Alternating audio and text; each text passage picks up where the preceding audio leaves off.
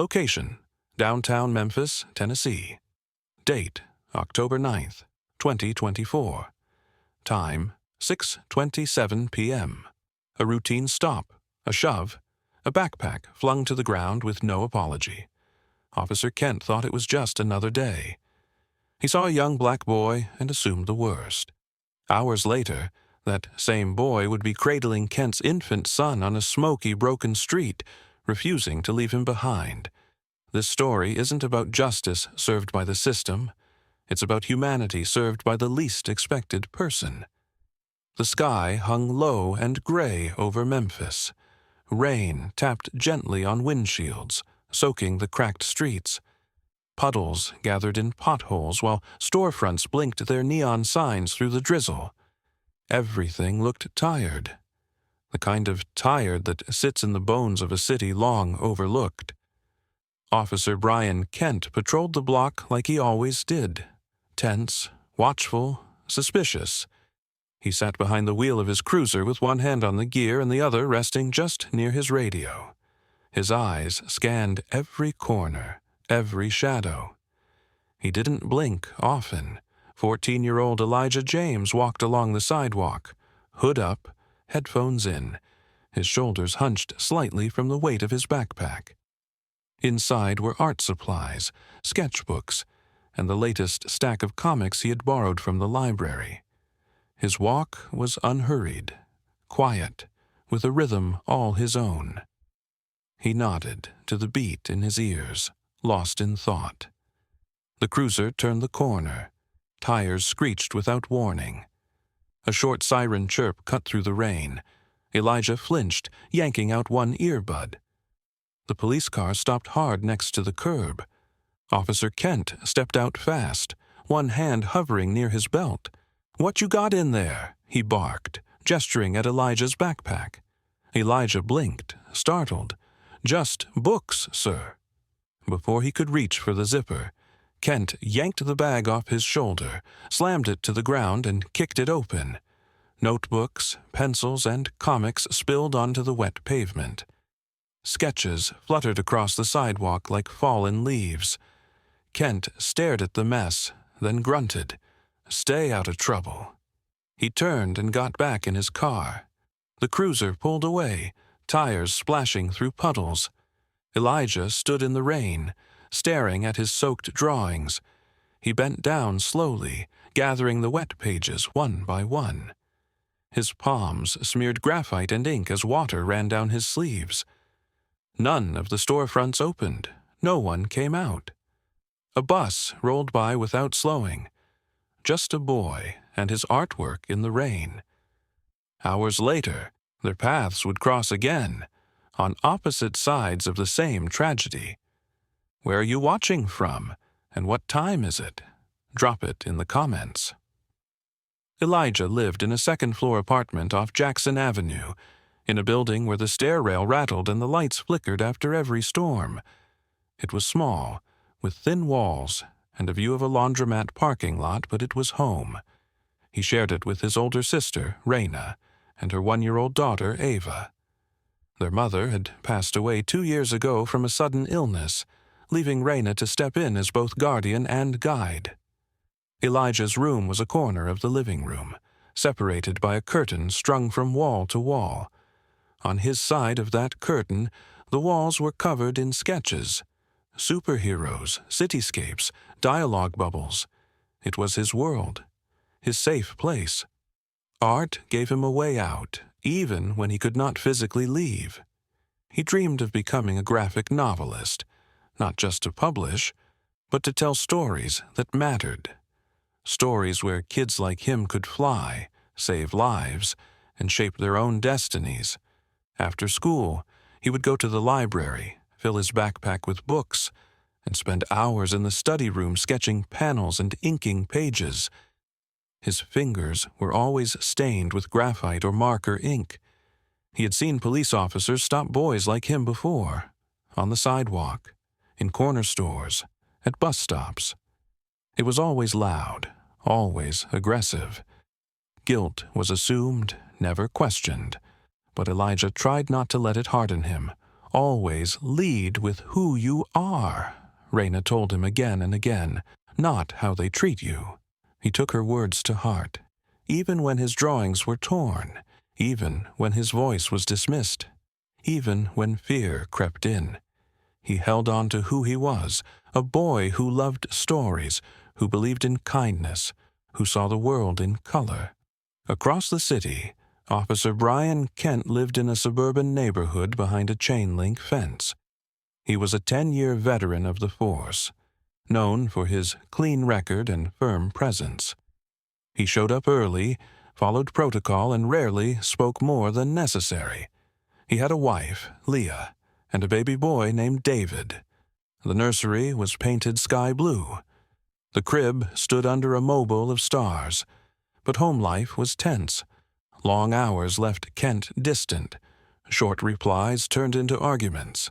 His fuse, once long, had worn thin over the years. He believed in law and order, in lines clearly drawn and rules clearly followed. But over time he had stopped seeing the full story. He saw threats instead of kids, problems instead of people. Every call felt like a test, every street corner a potential danger. He would come home silent, head down. He would stare at his sleeping son and wonder what kind of world he would grow up in. Still, he never questioned how he carried out his job. To him, he was keeping the streets safe. Elijah and Kent did not know each other beyond that one moment on the rainy street. But their lives, shaped by very different truths, were moving toward a shared collision. Have you ever been misjudged because of how you look or where you're from? Share your experience. That evening, as the sun dipped low behind Memphis rooftops, Officer Brian Kent was just clocking out. He was walking toward his car when the call came through his radio. Multiple vehicle collision on I-240, several injured, one vehicle on fire. He barely registered it until his name was mentioned. A dispatcher's voice crackled. "Kent, your wife's vehicle has been identified among the wreckage." Everything stopped. Kent's legs carried him to his car before his mind caught up. His hands shook on the steering wheel as he sped through traffic. Sirens screamed past him in the opposite direction. Each second stretched. Each light turned red too long. When he reached the highway overpass, the scene was chaos. First responders moved like clockwork. Ambulances lined the shoulder. Fire trucks hissed and groaned as water sprayed across the wreckage. Smoke filled the air. The sky turned darker than evening should allow. Kent slammed the brakes and jumped out, running toward the scene. A barrier of firefighters stopped him. "You can't go in," one said. "It's too unstable." Kent shouted, pleaded, pushed, but they held him back. In the smoke, he saw a stretcher. Leah, unconscious, covered in soot, was being wheeled away. "Where's my son?" he demanded. No one answered. Across the overpass on the other side of the guardrail, 14-year-old Elijah was walking to the corner store. He had headphones in, music low, and a hoodie up to block the wind. Then he noticed the smoke. It curled into the sky in thick black spirals. Sirens wailed. He turned the corner and saw the crash. Curiosity slowed his steps. Then he heard crying. Not the heavy crying of an adult. A piercing, frantic wail. He looked around. Firefighters were focused on the main blaze. Officers were shouting orders. No one else seemed to hear it. Elijah followed the sound. Climbing over the guardrail, he dropped into a slope covered in ash and debris. The scent of burning plastic filled his nose. His eyes watered. He moved closer, scanning the wreckage. Then he saw it. Half buried in shattered glass and gravel, wedged between a bent guardrail and a scorched tire, was a car seat. Inside, strapped in tightly, was a baby boy, face red, eyes wild, screaming. Without thinking, Elijah dropped to his knees. He reached for the seat, fingers burning as they touched the hot metal frame. He winced, but did not stop. He braced his feet and pulled. The seat shifted. A piece of bumper clanged to the ground. He pulled again. Smoke thickened. Ember bits floated past. Somewhere behind him, an engine sparked with a short burst of flame. Firefighters had not reached that part of the wreckage. The baby's cries faded. Elijah whispered, "I got you, little man," and pressed his hoodie around the infant's burned face. Flames crept closer. Elijah's hands shook, but he crawled backward through rubble, dodging embers. He emerged from the smoke, baby in arms, coughing but alert. Paramedics rushed to take the baby as Elijah collapsed onto the curb. Officer Kent, still pacing in panic, turned and locked eyes with the boy. "That's my son." Elijah said nothing, just nodded and pointed to where the baby had been. The baby survived, thanks to Elijah's intervention. Second-degree burns, but stable. At the hospital, Kent sat across from Elijah and his sister. "You saved him," Kent said hoarsely, "and earlier, I treated you like a suspect. I'm sorry." Elijah replied softly, "He didn't do anything wrong. Neither did I." The room fell quiet. The truth hung heavy, undeniable. What does accountability mean to you? Tell us in one sentence. The baby survived, thanks to Elijah's intervention.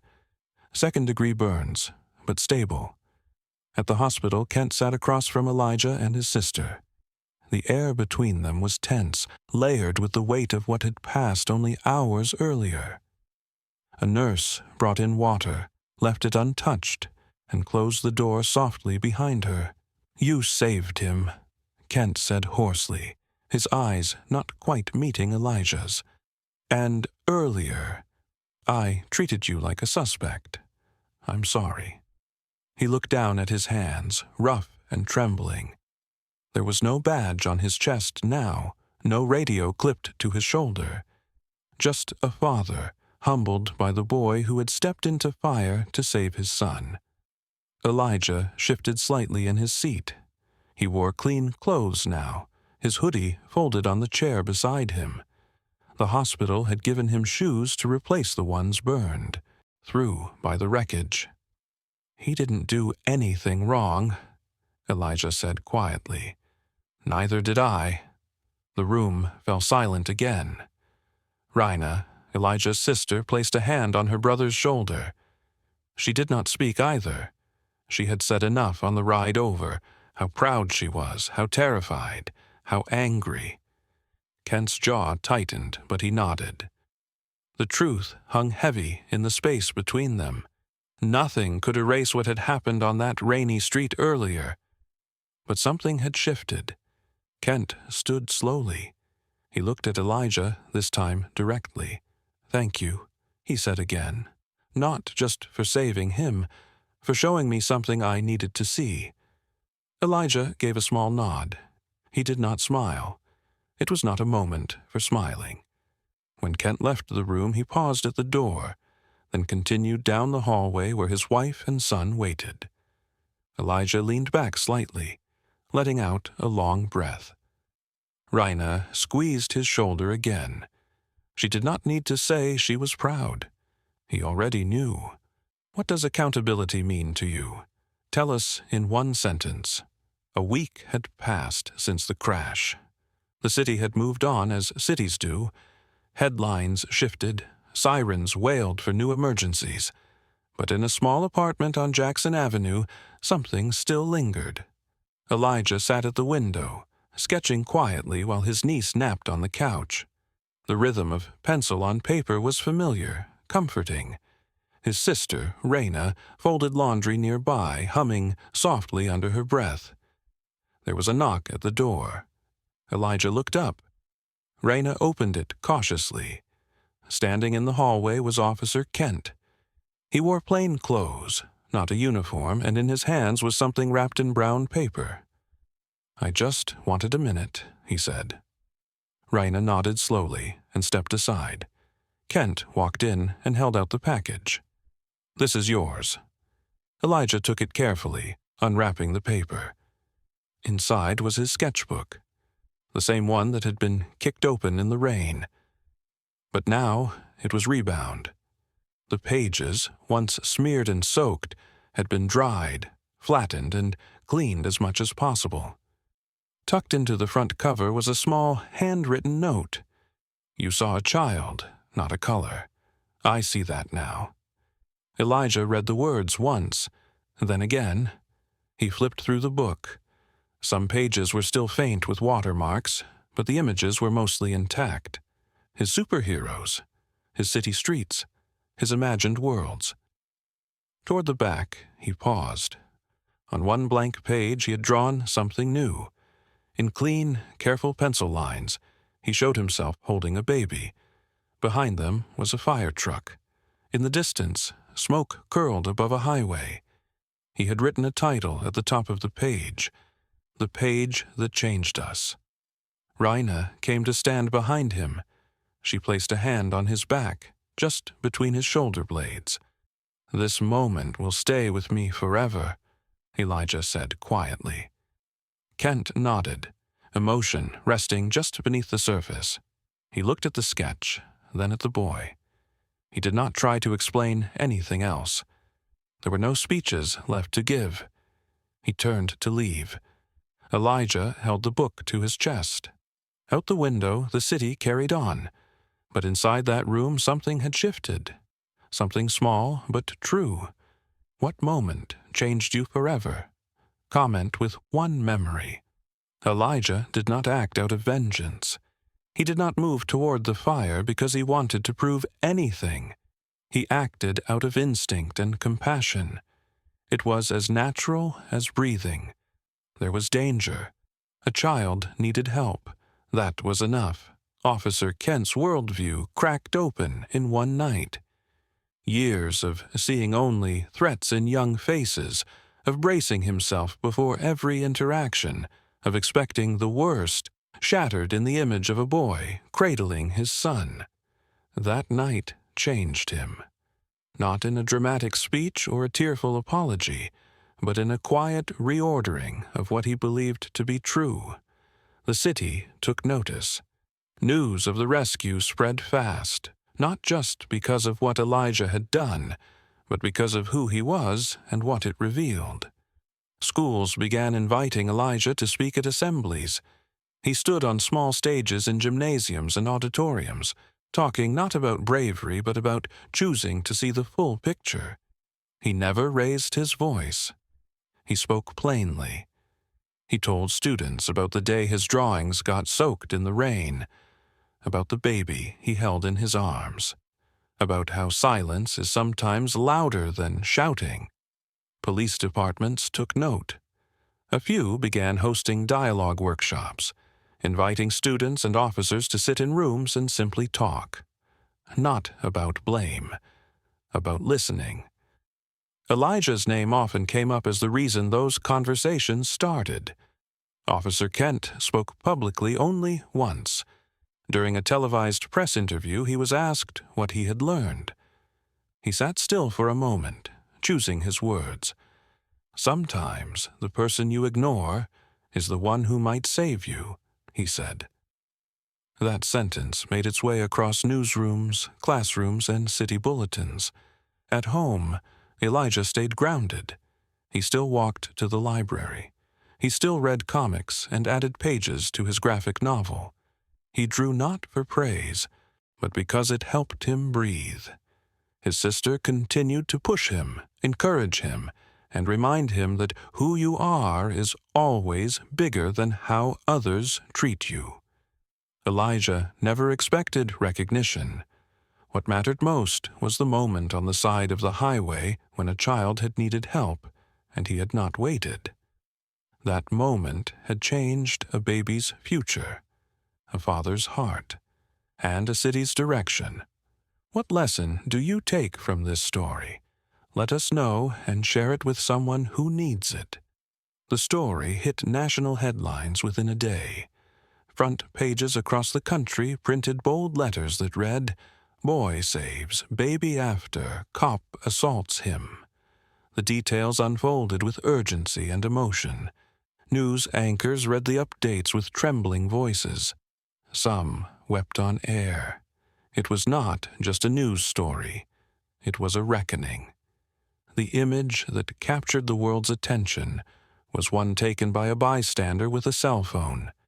In it, Elijah was kneeling on the wet pavement, the baby wrapped in his hoodie, police lights flashing blue and red across the soaked street. The moment was raw, powerful, and unforgettable. That photo spread like wildfire. Online platforms erupted. Celebrities reposted it with words like bravery, grace, and truth. Activists called for deeper conversations. Parents used it to explain difficult lessons to their children. Elijah's name became a symbol, not just of courage, but of restraint, humanity, and what it means to act with compassion when no one is watching.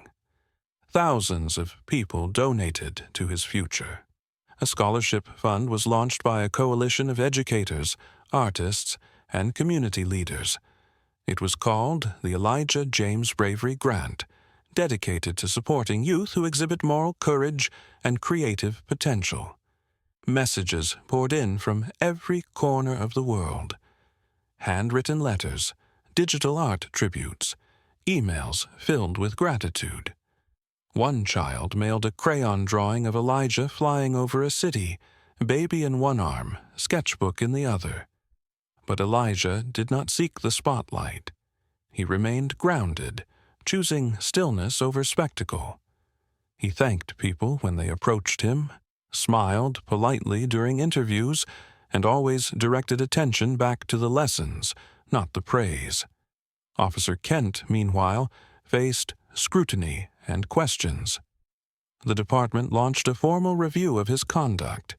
He did not resist it. In fact, he leaned into the process. Weeks later, Kent stood at the podium of the Memphis Police Academy. It was graduation day. New recruits sat in rows, pressed and polished. Behind Kent, a large screen displayed a photo of Elijah with the baby in his arms. Kent's voice was calm but firm. "I was blind until a child showed me how to see." The auditorium fell silent. Then came a long, steady applause. In the following months, Kent chose to work within the department's reform initiatives. He helped pilot a program centered around empathy and implicit bias, citing his experience with Elijah as the root of his change. He told every officer in training, "It is not weakness to admit you were wrong. It is strength, especially when the truth comes from someone younger, someone braver, someone you did not expect to teach you anything." Elijah continued to draw.